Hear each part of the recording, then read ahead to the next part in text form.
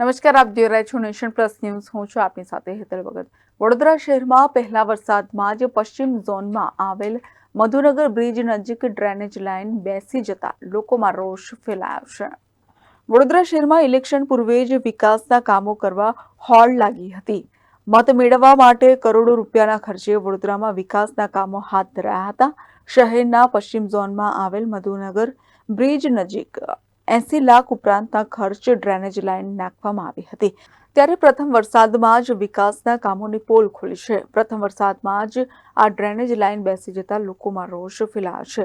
મુખ્ય માર્ગ પર અને ઇન્ટરનલ રોડ પરની આખી જ ડ્રેનેજ લાઇન બેસી ગઈ હતી. વાહનોથી ધમધમતા રોડ પર ગાબડા પડતા વાહન ચાલકો અટવાયા હતા. અડધો કલાક સુધી ટ્રાફિક જામ થયો હતો. ઇજારદારની કામગીરી સામે સ્થાનિક લોકોએ સવાલ ઉઠાવ્યા હતા. આ વડોદરા ખાતે ગોરવા વિસ્તાર છે, ત્યાં મધુનગર આવેલું છે, ત્યાંનો વિસ્તાર છે. અને લગભગ 4 થી 6 મહિના પહેલા જ આ ગટર લાઈનનું કામ થયેલું અને કોન્ટ્રાક્ટર દ્વારા કરવામાં આવેલું. પણ એ કોન્ટ્રાક્ટરને એ સમયે પણ કોર્પોરેટર દ્વારા વિરોધ કરવામાં આવેલો. આ કામગીરીને લઈને ઘણા પ્રશ્નો પણ ઉઠેલા, પણ કમિશનરે આ બાબતનું ધ્યાન પોતાનું દોર્યું નહોતું. અને આ પહેલા જ વરસાદની અંદર આ જો વરસાદની શરૂઆત જ છે અને આખી લાઈન બેસી ગઈ છે અને આખું જે એને પુરાણ કર્યું બધું સંપૂર્ણ પુરાણ ધોવાઈ ગયું છે. એટલે અમને લાગે છે કે જે પાઇપલાઇન નાખી હશે એ પણ મારા ખ્યાલથી બેસી ગઈ હશે. એટલે ભવિષ્યની અંદર આની અંદર એવું હશે કે જો લાઈન બેસી ગઈ હશે તો પછી આ લાઈનને નવેસરથી પાછી નવી નાખવાનો વારો આવશે. એકચ્યુઅલીમાં જે કોન્ટ્રાક્ટરને કોન્ટ્રાક્ટનું કામ આપવામાં જે ટેન્ડર પ્રક્રિયા કરીને ટેન્ડરિંગ કરવામાં આવે છે અને ટેન્ડરની જે શરતો હોય છે એ શરતોનું પાલન કરવામાં નથી આવતું.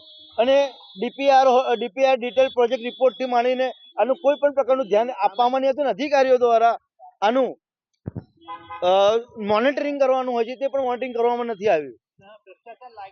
100% ભ્રષ્ટાચાર છે. તમારી સામે નરી આંખે જોઈ રહ્યો છે કે આ ભ્રષ્ટાચારનું જ પરિણામ છે. સૌથી મહત્વની બાબત છે કે આ એટલો રોડ બિઝી હોય છે કે પંડ્યોટનનો ઓવરબ્રિજ બંધ છે અને આ ફક્ત આ જ એક રસ્તો એવો છે કે જે અત્યારે પબ્લિક વાપરી રહી છે. અને આમાં તમે સાંજે જોશો તો સાંજે આમ ટ્રાફિકની સમસ્યા છે તો 4 થી લઈને રાતે 9 વાગ્યા સુધી ટ્રાફિક એટલું હોય છે કે લગભગ 1.5 કિલોમીટર સુધીનો ટ્રાફિક જામ હોય છે.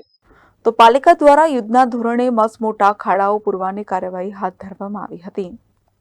Bureau report, Nation Plus News, Vadodara.